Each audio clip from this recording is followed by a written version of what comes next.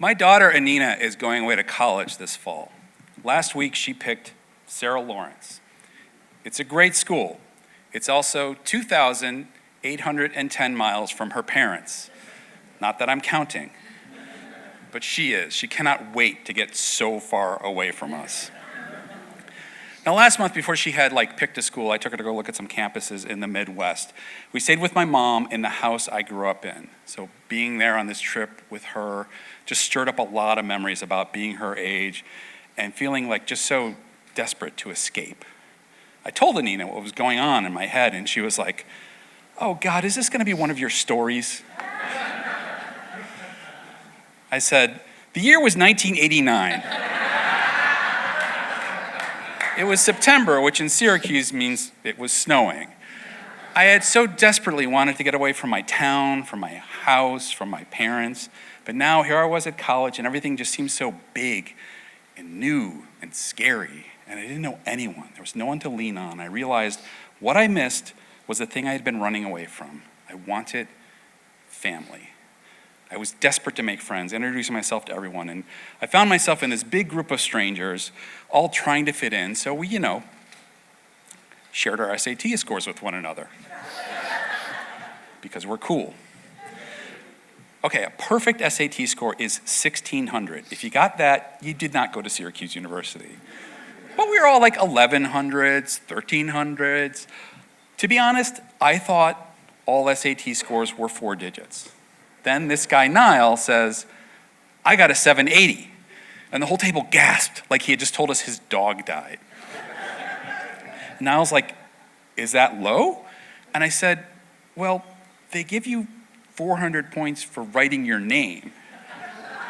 And he said, "Maybe I spelled my name wrong." So I laughed, and then he asked what I got. I just said, but he couldn't remember. And he's like, "Was it a lot higher than 780? And I was like, "Yeah, Niall, it was a 790. And with that lie, with me messing with him, we became friends because we could make each other laugh. And at that age, that was enough of a basis for a long-term friendship. We were living away from our parents for the first time. He was from Long Island, I was from Illinois, and we were trying to make Syracuse our home. We became roommates. We, would make fun of the horrible cookies my mom would send in her care packages. We tried to date the same women. We got rejected by the same women. But we were both on quests. I wanted that sense of family, and he wanted to know what I got on the SAT. Finding out how long I could hide my score from Niall became my true SAT test. He would pay people in our dorm to try to get me to tell them. He would ply me with alcohol to try to loosen my lips. One time, this woman dumped him, and he told me he was so distraught, the only thing that could possibly cheer him up was knowing what I actually got on my SAT. And every time I said 790. And eventually we added more idiots to our group. There was Bob and Mike and Larry. Bob 1,200, Mike 1,120, Larry 1,430, because after me you could not join our friend group without telling Niall your SAT score. So one night we're all coming home from the bars on a bus. It was January in Syracuse, which meant it was snowing. Now, Mike said, "What time is it?" Bob said, "It's 2, and Larry said, "In the morning?" The word morning got stuck in Niall's drunken head, and he starts singing, "Morning has broken," over and over. Not the song, just that line. "Morning has broken, morning has..." Larry couldn't take it and tackles him. Bob and Mike jump up and try to separate them. They're all rolling around the floor of this bus. "Morning has broken." I'm just covering my face in shame, and the bus slams to a stop. The bus driver turns around and points at them and says, "You 4 out now." Then he looks right at me and says, "Are you with them?" Our house was a mile away in the snow. I looked at the snow. I looked at my friends. I looked at the snow. And then I said, "Yeah, I'm with them." Because my friends had become family. It wasn't a family I was born into. It was a family I had chosen. And as the bus pulled away, I knew I was meant to be there with my band of misfits and not with those warm, cozy passengers who were now applauding the bus driver. No. Niall was my ride or die. But on that night, our ride was driving away. Now, here's how I knew that I truly belonged at Syracuse. Our senior year, the biggest song on the planet was Smells Like Teen Spirit. The last line of that song is, "A denial," over and over again. But Kurt Cobain's all smacked out on heroin and mumble howling.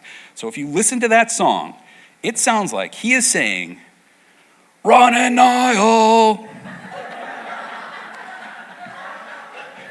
Now our friend Peter, 1240, pointed this out.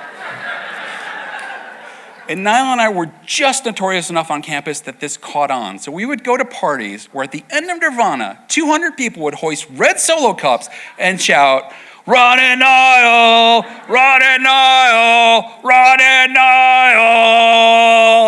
We had become a local meme. I wasn't a stranger in a strange land anymore. My weird ad hoc family had turned Syracuse into my home. Our little group had always been and always will until the end. And the end was coming because pretty soon it was graduation. And after that, Niall and I would go back to living in separate cities and leading separate lives. Now when we got married, or when we graduated, it was May, which in Syracuse meant it was snowing. After commencement, our parents came back to our house to all hang out, and as we're chatting, my mother calls Niall over. And she pulls an envelope out of her purse. And I was like, "Is this weird? Is my mother giving my roommate a graduation present?" Yeah, she was. A month before, she had sent a care package. Niall copied her address, wrote a letter telling the whole 790 SAT story, begging for her help. My mother was handing Niall the College Board certified actual results of my SAT test. I pieced together what was happening and went, "No!" And I leapt over a coffee table trying to stop them. But Niall grabbed the envelope and he ran out of the house. We were in suits and ties sprinting down this street. He is so much faster than me, but he is laughing in excitement and trying to open an envelope as he runs, and I am a charging bull. I have to stop him. I did not want this joke to end. I didn't want college to end. I didn't want this friendship to end. So I tackled him into a bush. We're rolling around in the mud and the snow, but he gets that document out and he reads it and to the heavens shouts, "1380!" And we just laughed. I'd never had a friend like Niall, but after that, he wouldn't be in my next chapter. Still, on our last day in Syracuse, he knew two things: what I actually got on the SAT and that I loved him. So when I finished telling this story to Nina, you guys remember Nina, Sarah Lawrence? Yeah. When I finished, she was like, "So the power of friendship saved the day. Very My Little Pony, bro." And then she walked away, just like she's gonna do in the fall. And I know it's gonna hurt when she leaves, but I also know it's her time to go. She is sick of my stories. It is time for her to make her own. But on that night, I was in bed, lying in the house that I grew up in. And I never moved back there after college. It'll always be my hometown, but I knew it couldn't be my home. For that, I had to move to a city filled with movie stars, drug addicts, and carjackers. It wasn't easy to fit in Los Angeles, but I made it work. And now this is where my family is.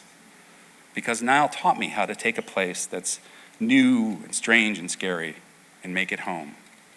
Because home isn't a place, it's a feeling. But that's not something they test on the SAT.